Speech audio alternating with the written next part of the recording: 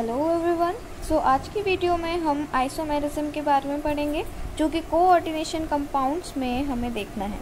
तो coordination compounds, जैसा कि हम जानते हैं, कोऑर्डिनेशन कंपाउंड्स कौन से होते हैं जिसमें एक सेंट्रल मेटल होता है और उसके चारों तरफ लिगेंड्स जुड़े हुए होते हैं और वो कोऑर्डिनेशन स्फीयर में बंद होते हैं। ठीक है, तो कोऑर्डिनेशन कंपाउंड्स में जो आइसोमेरिज्म होता है वो दो तरह का होता है। एक होता है स्ट्रक्चरल आइसोमेरिज्म और एक होता है स्टीरियो आइसोमेरिज्म। इस वीडियो में मैं मेनली आपको ज्योमेट्रिकल के बारे में बताने वाली हूँ, लेकिन मैंने पूरा फ्लो चार्ट आपके लिए बता दिया है ताकि आगे की वीडियोस में आपको हेल्प रहे। तो स्ट्रक्चरल आइसोमेरिज्म जो होता है वो 5 तरीके का होता है। एक लिंकेज होता है, एक कोऑर्डिनेशन पोजीशन आइसोमेरिज्म होता है, हाइड्रेशन आइसोमेरिज्म होता है, आयनाइजेशन आइसोमेरिज्म होता है और कोऑर्डिनेशन आइसोमेरिज्म होता है। स्ट्रक्चरल आइसोमेरिज्म पे मैं एक सेपरेट वीडियो बनाऊंगी, वो आप देखना। उसके बाद जो दूसरा तरीके का हमारा आइसोमेरिज्म है जो कोऑर्डिनेशन कंपाउंड्स में पाया जाता है वो होता है स्टीरियो आइसोमेरिज्म। स्टीरियो आइसोमेरिज्म 2 तरीके का होता है, एक ज्योमेट्रिकल आइसोमेरिज्म होता है और एक ऑप्टिकल आइसोमेरिज्म होता है।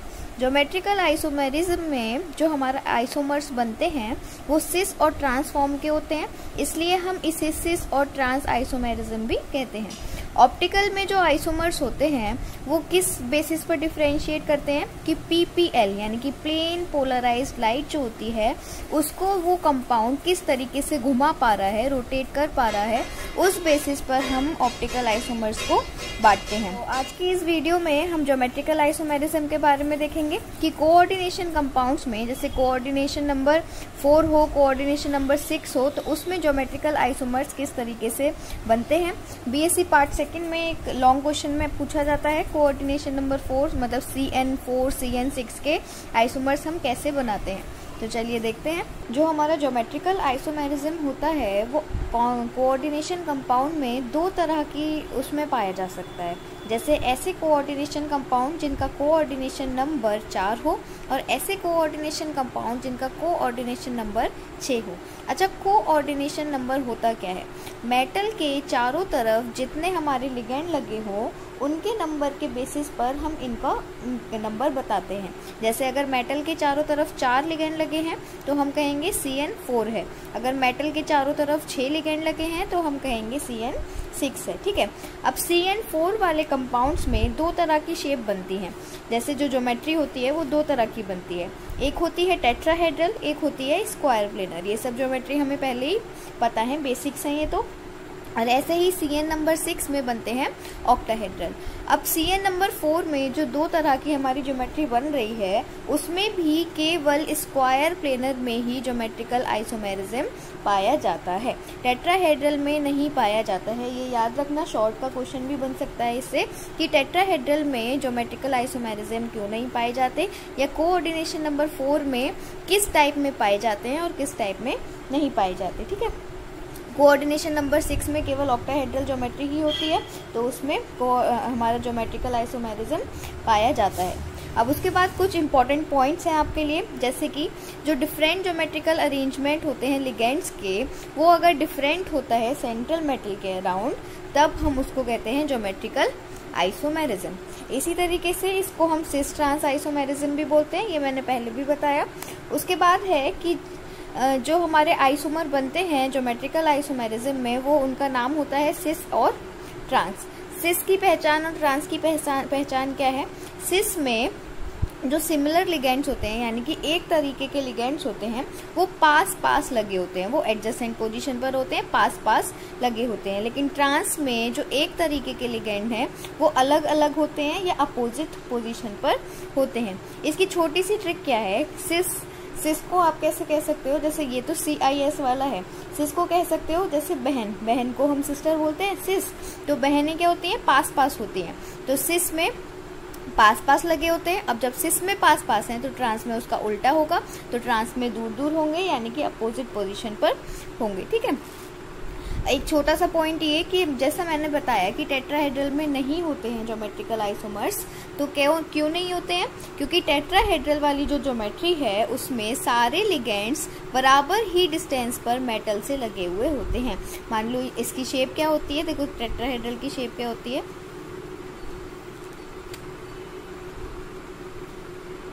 इस टाइप से टेट्राहेड्रल की शेप होती है। तो अगर यहाँ पर सेंट्रल मेटल है तो ये 2, 3 और 4, ये चारों के चारों लिगेंड इक्वल डिस्टेंस पर प्रेजेंट होते हैं, इसलिए टेट्राहेड्रल में ज्योमेट्रिकल आइसोमेरिज्म नहीं पाया जाता है। ठीक है, अब देखते हैं आगे। कोऑर्डिनेशन नंबर 4 में सबसे पहले देखते हैं, फिर कोऑर्डिनेशन नंबर 6 में देखेंगे कि किस तरीके से हम आइसोमर्स बनाएंगे। अब देखो CN4 में स्क्वायर प्लेनर में ज्योमेट्रिकल आइसोमर्स कैसे बनेंगे वो देखते हैं। अब आप लैंग्वेज अपने आप बनाकर लिख सकते हो। ठीक है, तो यहाँ पर मैंने कुछ टाइप्स लिखे हैं कि किस में पाया जाता है, किस में नहीं पाया जाता है। तो अगर स्क्वायर प्लेनर कॉम्प्लेक्स इस टाइप का है, यानी कि M मतलब है central metal, A B C D जो भी लिखा हुआ है वो सब है लिगेंड्स। तो अगर ऐसा कंपाउंड है जिसमें सेंट्रल मेटल के अराउंड एक तरीके के 2 है और दूसरी तरीके के 2 लिगेंड है, ठीक है, तो MA2B2, आगे मैंने एग्जाम्पल भी दिए हैं, वो पूरे बना के दिखाऊंगी, बहुत आसानी से समझ आ जाएगा। N प्लस माइनस का मतलब है कि इस पूरे कॉम्प्लेक्स पर कितना चार्ज है, प्लस का चाहे माइनस का जो भी चार्ज है कितना है। उसके बाद दूसरा कंपाउंड है हमारा, दूसरा टाइप है MA2BC, यानी कि A टाइप के तो 2 प्रेजेंट हैं लिगेंड, फिर एक B है और एक C है। अब देखो CN4 आप कैसे गिन सकते हो, सिंपल सी चीज है, ये तो हमारा मेटल है, अब 2 इसके और 2 इसके, टोटल लिगेंड कितने हो गए 4, तो ये हो गया हमारा इसका कॉम्प्लेक्स का CN4। इसी तरीके से 2 A के, एक B और एक C, यानी कि टोटल 4। उसके बाद MABCD यानी चारों लिगेंड हमारे डिफरेंट हैं, उसमें भी ज्योमेट्रिकल आइसोमेरिज्म पाए जाएंगे। फिर है MAB का होल 2। अब देखो पहले वाले में यहाँ पर A अलग है B अलग है, लेकिन यहाँ पर AB साथ में है। ठीक है, इस बात पे ध्यान देना कि ये AB साथ में है। इस AB के साथ होने का मतलब है ये एक ही लिगेंड है, यहाँ पर A अलग है B अलग है, यहाँ पर AB साथ में है, तो ये एक ही तरह का लिगेंड है, लेकिन ये बाइडेंटेट लिगेंड है। बाइडेंटेट लिगेंड मतलब जो 2 तरफ से जुड़ सकता हो एक बार में, और उसमें भी बाइडेंटेट में भी ये कैसा है, अनसिमेट्रिकल है, सेम नहीं है। अगर सेम होता तो AA होता, क्या होता AA, लेकिन लिखा हुआ है AB। उसके बाद ये जो मैंने टिक लगाए हैं उसका मतलब है कि इन सब में पाया जाता है। जो ये 3 टाइप मैंने लिखे हैं इनमें हमारा ज्योमेट्रिकल आइसोमेरिज्म नहीं पाया जाता है, जैसे चारों लिगेंड सेम हो तो भी नहीं पाया जाएगा, और 3 लिगेंड सेम हो एक डिफरेंट हो तो भी नहीं पाया जाएगा। ये दोनों सिमिलर ही हैं, इसमें A3 है, इसमें B3 है।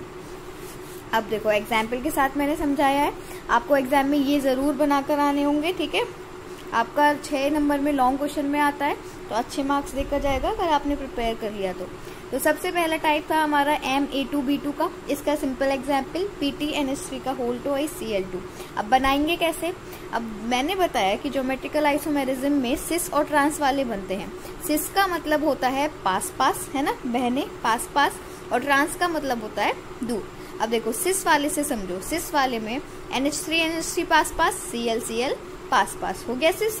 अब ट्रांस में देखो NH3 दूर दूर, या कहीं अपोजिट साइड पर है, या आमने सामने है, ऐसे ही Cl आमने सामने है। उसके बाद नेक्स्ट आता है MA2BC, यानी कि इसका एग्जाम्पल है PTNH3 का होल 2 NO2Cl।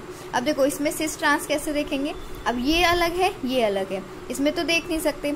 सिस और ट्रांस की सबसे छोटी सी जो चीज आपको याद रखनी है वो ये है कि एक ऐसा एटम पकड़ लो जिसके 2 मॉलिक्यूल प्रेजेंट हो। जैसे NH3 के 2 मॉलिक्यूल प्रेजेंट है, तो इसके रेफरेंस में इसको ध्यान में रखते हुए आप सिस और ट्रांस बनाओगे। तो अब देखो यहाँ पर अमोनिया को ही देखना है आपको, ठीक है, क्योंकि अमोनिया ही 2 मॉलिक्यूल हैं। तो अमोनिया पास पास है तो सिस बन गया, अमोनिया अपोजिट साइड है तो ट्रांस बन गया। ठीक है, इसके बाद अगला देखते हैं। उसके बाद अगला टाइप है MABCD, जब चारों लिगेंड हमारे डिफरेंट हो। तो उसका एग्जाम्पल है PT, PY, NH3, Cl, Br, चारों के चारों लिगेंड्स हमारे डिफरेंट है, PT हमारा सेंट्रल मेटल है। ठीक है, तो अब इसमें कैसे करेंगे, इसमें क्या करते हैं, सबसे पहली बात इसमें बनते हैं 3 आइसोमर। सिस और ट्रांस मतलब सिस और ट्रांस वाला कॉन्सेप्ट नहीं लगेगा इसमें बनेंगे आपके 3 आइसोमर। और बहुत पूछा जाता है ये क्वेश्चन कॉम्पिटिटिव एग्जाम्स में भी कि इस टाइप वाले हमारे कंपाउंड में, कोऑर्डिनेशन कंपाउंड में कितने आइसोमर बनते हैं, तो वो बनते हैं 3। अब कैसे करेंगे, मतलब हमें कैसे पता चलेगा कि कैसे बनाने हैं। देखो चारों लिगेंड में से कोई एक लिगेंड पकड़ लो, मतलब एक लिगेंड की पोजीशन फिक्स कर दो, और फिर बाकी जो बचे 3 हैं उनको अपोजिट लगाओ। अब देखो मैं कि जो कह रही हूँ वो क्या है, उसका मतलब क्या है। मैंने मान लो NH3 को पकड़ लिया, NH3 मैंने फिक्स कर दिया, यहाँ पे भी NH3, इसमें भी यहीं पे और इसमें भी यहीं पे, मैंने NH3 की पोजीशन फिक्स कर दी। NH3 को छोड़ के बचा PyClBr, Py मतलब पायरिडीन, ठीक है। तो अब ये तीन कंपाउंड, तीन लिगेंड हमारे पास बचे। तो एक बार NH3 के सामने Cl, एक बार NH3 के सामने Br और एक बार NH3 के सामने Py, बन गए हमारे 3 आइसोमर।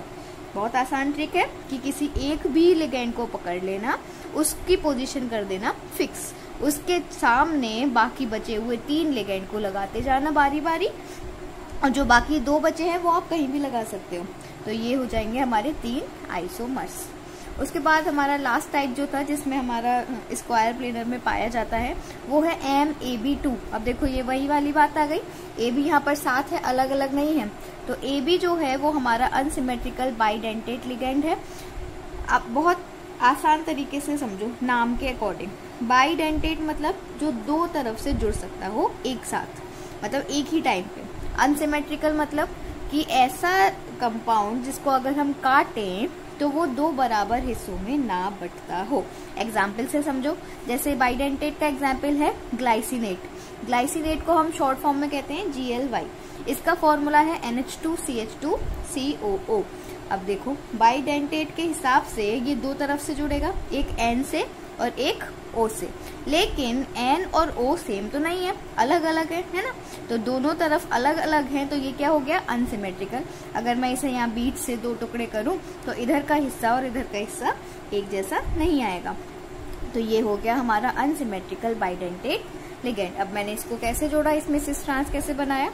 अब इसमें सिस ट्रांस बनाने का तरीका देखो, N और N वाला हिस्सा, इस पूरे लिगेंड का N और N वाला हिस्सा एक तरफ है, पास पास है, O और O वाला हिस्सा एक तरफ है, पास पास है। तो क्या हो गया, ये हो गया सिस वाला फॉर्म। अब इसमें देखो N और O वाला हिस्सा और N और O वाला हिस्सा, या दूसरी तरीके से कहूँ N और N वाला हिस्सा अपोजिट साइड है, O और O वाला हिस्सा अपोजिट साइड है।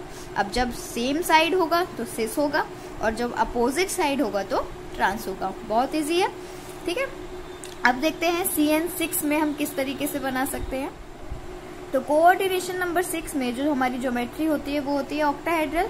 तो इसमें देखते हैं, तो ये जितने कंपाउंड्स मैंने टिक लगाए हुए लिखे हैं इनमें तो ज्योमेट्रिकल आइसोमर्स बनते हैं, और ये जो मैंने नीचे 3 लिखे हुए हैं इस टाइप में ज्योमेट्रिकल आइसोमर्स नहीं बनते हैं। और ये गौर करना सब ऑक्टाहेड्रल के ही हैं। देखो 4 इसके 2 इसके, टोटल लिगेंड 6। ऑक्टाहेड्रल मतलब 6 लिगेंड लगे होंगे, तभी तो कोऑर्डिनेशन नंबर 6 होगा, है ना। तो ये सारे टाइप के हमारे जो कोऑर्डिनेशन कंपाउंड्स हैं इनमें हमें ज्योमेट्रिकल आइसोमर्स बनाएंगे, बना के आगे दिखाती हूँ मैं। और इन वाले कंपाउंड्स में ज्योमेट्रिकल आइसोमर्स नहीं बनेंगे। अब एक और चीज, अब जैसे A अलग है B अलग है तो हमें पता है कि अलग अलग लिगेंड है। अब अगर A और A ऐसे साथ में दिया हो तो उसका मतलब है बाइडेंटेट लिगेंड तो है, लेकिन कैसा है सिमेट्रिकल, दोनों साइड सेम चीजें होंगी, सेम एटम होंगे। और AB वाला वही कि AB वाला बाइडेंटेट लिगेंड कैसा होगा, अनसिमेट्रिकल होगा, कि दोनों तरफ अलग अलग डोनर एटम प्रेजेंट होंगे। चलो देखते हैं। अच्छा, इसमें एक खास बात है, ये वाला कंपाउंड, ये जो जिसमें 6 के 6 लिगेंड अलग हैं, ABCDXY कुछ भी लिख सकते हो आप, ABCDEF लिख देना। तो इसमें जब 6 के 6 लिगेंड अलग हैं तो इसमें टोटल आइसोमर्स बनते हैं 15। कैसे बनते हैं, 15। MCQ में बहुत पूछा जाता है ये, और रिटन के अलावा कॉम्पिटिटिव एग्जाम्स में भी काफी आता है। इसमें बनते हैं 15 आइसोमर, आगे लिखा हुआ है मैंने, आप नोट डाउन कर लेना। तो देखो सबसे पहला हमारा टाइप है MA4B2 का। अब MA4B2 का जो एग्जाम्पल है वो है ये। अब इसमें एक बात ध्यान करने वाली है, चलो आगे बताती हूँ, पहले देखते हैं बनाएंगे कैसे। जैसा कि मैंने आपको बताया कि ऐसा एटम देखना जो 2 प्रेजेंट हो, जो 2 टाइम्स प्रेजेंट हो। तो देखो Cl2 के रेफरेंस में हम सिस और ट्रांस देखेंगे कैसे। इस वाले स्ट्रक्चर में जो Cl है वो बराबर बराबर है ना। इस वाले स्ट्रक्चर में जो Cl है वो कहाँ है, अपोजिट डायरेक्शन में है, मतलब अपोजिट तरफ प्रेजेंट है, अपोजिट साइड प्रेजेंट है। तो जो अपोजिट साइड होगा वो ट्रांस होगा, जो सेम साइड होगा वो क्या होगा, सिस होगा। सिंपल सी चीज है। अब अमोनिया के केस में आप कहो कि भाई हम क्लोरीन के बेसिस पर नहीं देखेंगे, हमें तो अमोनिया के बेसिस पर देखना है, तो अमोनिया के बेसिस पर देख लो भाई, क्या दिक्कत है। देखो अमोनिया अमोनिया अमोनिया अमोनिया, चारों के चारों लगातार सीरीज में प्रेजेंट है, सब एक दूसरे के बराबर लगे हुए हैं। अब इसमें देखना अमोनिया अमोनिया अमोनिया तो नहीं है, है ना, अमोनिया और अमोनिया के बीच कोई दूसरा एटम आ गया तो ये दूर हो गए। तो जब ये साथ में नहीं लगे हुए हैं तो ये हो गया ट्रांस, और ये चारों साथ में है तो ये हो गया सिस। मैंने आपको दोनों कॉन्सेप्ट बता दिए, दोनों वेज बता दिए कि कैसे हमें देखना है। वो याद मतलब समझने वाली चीज़ ये थी कि इस पूरे कंपाउंड पे कितना चार्ज है, प्लस का 1 चार्ज है। तो यहाँ पर आपको ऐसे स्क्वायर ब्रैकेट बनाना है, दोनों पे बनाना, ठीक है, और यहाँ पर लगा देना पूरे पर प्लस का चार्ज। ये बनाना ज़रूरी है, इसके मार्क्स कटते हैं, ठीक है, ये आपको बनाना है। चलो अब अगला देखते हैं। अगला टाइप है हमारा Ma4Bc का, जिसका एग्जाम्पल है ये क्रोमियम वाला। अब उसमें सबसे पहले हमने बनाया, अब अच्छा इसमें एक चीज़ देखो, इसमें आपको कोई भी एक ऐसा लिगेंड नहीं मिलेगा जो 2 प्रेजेंट हो, नहीं मिलेगा ना। तो हम अमोनिया के बेसिस पर देख लेंगे, ये दोनों तो अलग अलग हैं, कम से कम 2 तो होने ही चाहिए, तो हम अमोनिया के बेसिस पर देख सकते हैं। अब इसमें देखो 1 2 3 4 अमोनिया चारों के चारों बराबर, तो ये कौन सा फॉर्म हो गया, ये हो गया हमारा सिस फॉर्म। ये अब देखो ये थोड़ा सा गड़बड़ है, ये मैं दोबारा बना के दिखाती हूँ, ठीक है, ये थोड़ा सा गड़बड़ है, मैं आपके सामने बना के दिखाती हूँ क्या होगा। जैसे 1 2 3 4 5 और 6, ठीक है। अब इधर अमोनिया, इधर अमोनिया, इधर अमोनिया और इधर अमोनिया, यहाँ लगा देते हैं Cl और यहाँ लगा देते हैं NO2। ये हो गया इसका ट्रांसफॉर्म। देखो अगर अमोनिया के बेसिस पर देखें तो ये और ये अमोनिया अलग अलग है, दूर दूर है, इसमें चारों क्या हैं, साथ हैं, एक दूसरे के बराबर है। इसमें अमोनिया क्या है, अलग अलग है, दूर दूर है, तो ये हो गया ट्रांस और ये हो गया सिस। उसके बाद अगला एग्जाम्पल है हमारा Ma3B3 का, उसका एग्जाम्पल है क्रोमियम का ये। अब इसमें क्या करेंगे, सिंपल सी चीज़ है, वही अमोनिया और क्लोरीन वाला केस ही लेंगे। जैसे देखो अमोनिया तीनों के तीनों मॉलिक्यूल बराबर बराबर एक दूसरे के बराबर, क्लोरीन के तीनों मॉलिक्यूल एक दूसरे के बराबर। अब जब बराबर वाली चीज़ है तो मतलब सिस होगी। अब इसमें अमोनिया अमोनिया और बीच में आ गया क्लोरीन, इन दोनों के बीच आ गया क्लोरीन। ऐसे ही क्लोरीन में देखूं क्लोरीन क्लोरीन और इन 2 क्लोरीन के बीच आ गया अमोनिया, मतलब ये दूर दूर हो गए, ठीक है। तो अब अगर दूर दूर हो गए तो ये हो गया ट्रांस, और जब पास पास हैं एडजेसेंट हैं तो ये हो गया सिस। उसके बाद वही इंपॉर्टेंट वाली बात कि अगर 6 के 6 लिगेंड हमारे डिफरेंट हैं तो उसमें हमारे 15 ज्योमेट्रिकल आइसोमर्स बनते हैं, ये आपकी याद रखने वाली चीज़ है। फिर अगला देखते हैं। उसके बाद अगला है हमारा टाइप MAA का 2 और B का 2। अब ये AA क्या है, ये है हमारा सिमेट्रिकल बाइडेंटेट लिगेंड। इसका एग्जाम्पल हमने लिया है EN। EN किसकी शॉर्ट फॉर्म है, या EN का को फुल कैसे कहेंगे, इथाइलिन डाइअमीन। और इथाइलिन डाइअमीन का फॉर्मूला CH2NH2 CH2NH2 और CH2 आपस में, दोनों कार्बन आपस में जुड़े हुए हैं, ठीक है, ये है। और ये पूरा कंपाउंड जो पूरा लिगेंड है वो जुड़ेगा कहाँ से, हमें पता है बाइडेंटेट लिगेंड है तो 2 तरफ से जुड़ेगा, तो ये दोनों नाइट्रोजन से जुड़ता है। अब देखो जैसे यहाँ लिख दिया मैंने कोबाल्ट, है ना।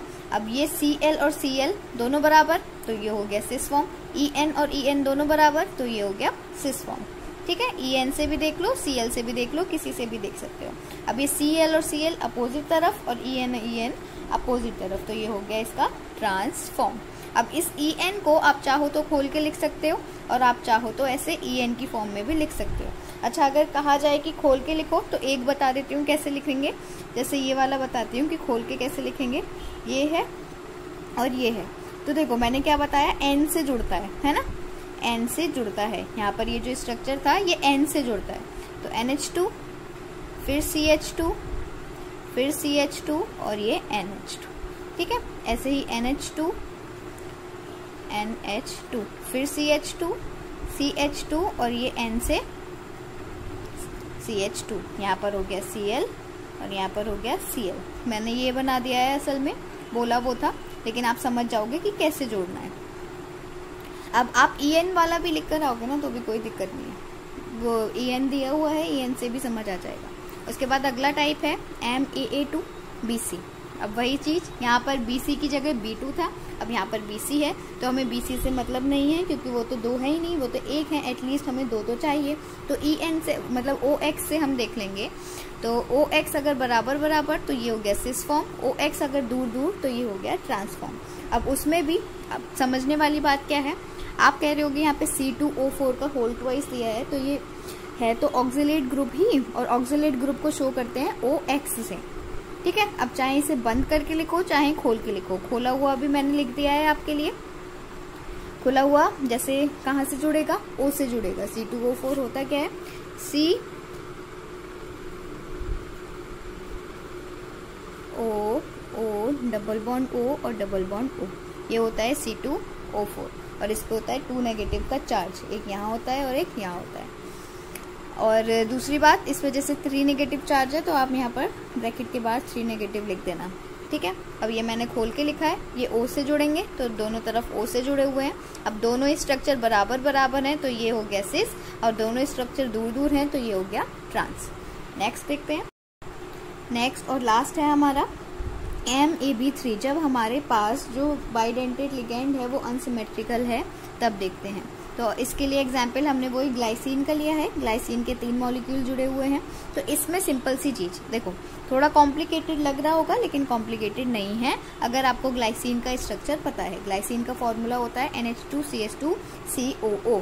ये ध्यान रखना कि जुड़ेगा कहाँ से, N से जुड़ेगा और O से जुड़ेगा, ठीक है, इतनी बात ध्यान रखना। अब देखो, बिल्कुल घबराने की जरूरत नहीं है, सिंपल सी चीज समझो। 2 तरीके से हम इसको अप्रोच कर सकते हैं, 2 तरीके से देख सकते हैं। पहली चीज देखो, O के सामने O है, ठीक है, O के सामने O है, पहली चीज। O के सामने N है, दूसरी चीज।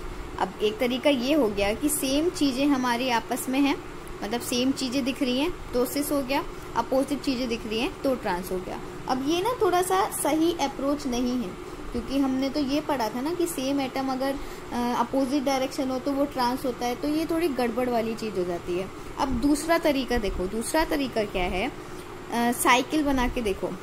O के बाद N, N के बाद O, फिर O के बाद N आना था, नहीं आया, फिर O के बाद N और N के बाद फिर से N आ गया। अब इसमें देखना, ट्रांस में देखना, ट्रांस में क्या है, अल्टरनेट एटम आएंगे। देखो, O के बाद N, N के बाद O, O के बाद N, N के बाद O, O के बाद N, N के बाद O, ठीक है, दोनों सब अपोजिट मतलब अल्टरनेट आ रहे हैं, तो यानी कि ये हो गया हमारा ट्रांस वाला। और जिसमें अल्टरनेट नहीं आ रहे हैं वो हो गया हमारा सिस। अब इसमें मैंने ये खोल के लिख दिया हुआ है ताकि आपको समझ आ जाए कि एक बार ये O से जुड़ा है, एक बार N से जुड़ा है, मतलब एक तरफ O से जुड़ा है, एक तरफ N से जुड़ा है। और इसमें भी वही जुड़ा है, लेकिन इसमें जो सीरीज है वो आपकी सेम चल रही है, मतलब अल्टरनेट चल रही है। ये मतलब एक मेरी बनाई हुई ट्रिक है, आप इसको याद करने के तौर पे समझ सकते हो कि जैसे O के बाद N, N के बाद O, O के बाद N, N के बाद O, O के बाद N, N के बाद O, पूरी साइकिल सीरीज में चल रही है। तो आप याद करने के लिए ये कर सकते हो कि अगर अल्टरनेट आ रहे हैं सारे तो वो ट्रांसफॉर्म है, और अगर नहीं आ रहे हैं तो वो सिस फॉर्म है, ठीक है। तो ये थे हमारे CN4 और CN6 में सारे ज्योमेट्रिकल आइसोमर्स। नेक्स्ट वीडियो में मैं ऑप्टिकल आइसोमर्स बताऊंगी कोऑर्डिनेशन कंपाउंड्स के, और स्ट्रक्चरल आइसोमर्स भी आपको बता दूंगी, आपके लिए हेल्प रहेगी आपके रिटन एग्जाम में, ठीक है। पढ़ाई करते रहिए, एग्जाम नज़दीक है आपके, और all the best, have a nice day.